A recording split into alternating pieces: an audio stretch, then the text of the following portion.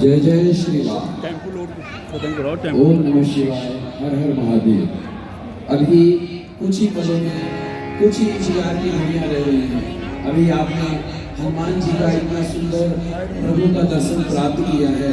अभी कुछ ही समय में हमारे प्रसिद्ध फिल्म अभिनेता, भोजपुरी फिल्मों के superstar, Bollywood film superstar Shri Khesari Lal Yadav ji हमारे बीच में कुछ ही समय में आने वाले हैं। जब तक के लिए प्रभु का आपने अभी हनुमान जी का प्रभु का दर्शन प्राप्त किया है।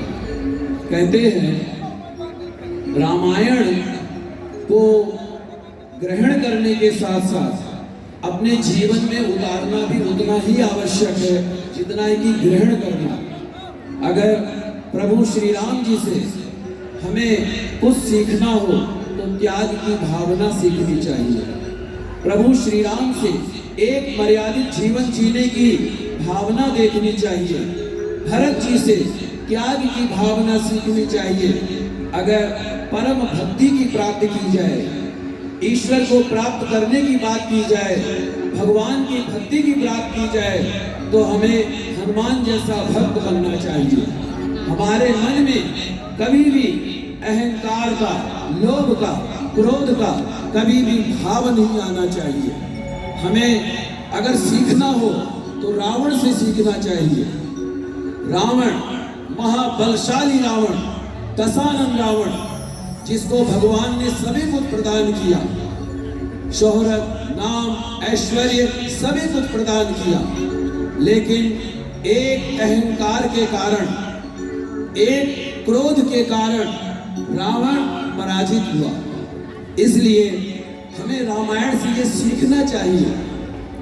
और कभी भी भगवान कितनी भी सत्ता हमें प्रदान क्यों ना कर दे, कितना भी नाम हमें क्यों ना प्रदान कर दे, कितना भी ऐश्वर्य क्यों ना प्रदान कर दे, पर कभी भी हमारे मन में अहंकार का भाव नहीं आना चाहिए। कभी भी हमारे मन में अभिमान का भाव नहीं आना चाहिए।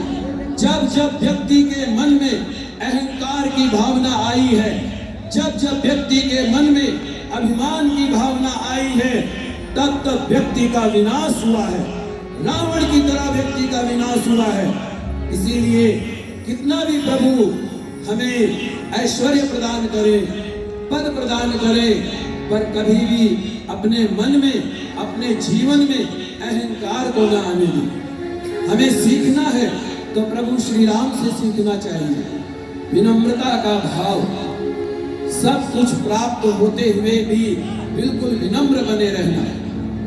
जैसे कि फलदार वृक्ष सदा ही झुका रहता है, इसी तरह हमें हर वक्त अपने जीवन में विनम्रता का भाव रखना चाहिए। जैसे कि मैंने बताया, भक्ति की बात की जाए तो हनुमान जैसी भक्ति हमें प्राप्त करनी चाहिए। समर्पण की भावना की बात की जाए तो जिस तरह विभीषण ने प्रभु श्री राम के आगे अपने आप को समर्पण कर दिया, क्या कहा? श्रवण सुजस सुनि आयहु, प्रभु भंजन भव भीर, त्राहि त्राहि आरति हरण, शरण सुखद रघुवीर। हमारे जीवन में जब समर्पण की भावना आ जाती है, हमारे जीवन में जब प्रभु के आगे नतमस्तक होने की भावना हो जाती है, तो भगवान हमारे सारे कर्मों को अपने ऊपर ले लेते हैं। योगक्षेम वहाम्यहम्, भगवान कृष्ण अपने ऊपर उन सारे कर्मों को ग्रहण कर लेते हैं। प्रभु श्री राम उन सारे कर्मों को ग्रहण कर लेते हैं। हमें सीखना चाहिए रामायण से, विभीषण जी से शरणागति का भाव सीखना चाहिए। हमें अगर त्याग की बात की जाए तो भरत से हमें त्याग की भावना सीखनी चाहिए। जहां पर एक समय में भरत को राजगद्दी प्राप्त होने वाली थी, पर भरत प्रभु श्री राम का परम अनुरागी, प्रभु श्री राम जी के परम भक्त भरत जिन्होंने अपने आप का त्याग कर दिया, अपने आप को समर्पण कर दिया।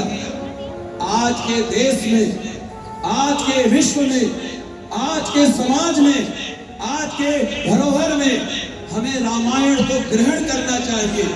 हमें अपने जीवन में रामायण को उतारना चाहिए। अगर हम अपने जीवन में रामायण को उतारेंगे, अगर हम अपने जीवन में रामायण के सार को ग्रहण करेंगे, कभी भी हमारे जीवन में कोई भी दुख, कोई भी विपत्ति, कोई भी परेशानी कभी भी नहीं आ सकती है। समर्पण की भावना की बात करता हूं।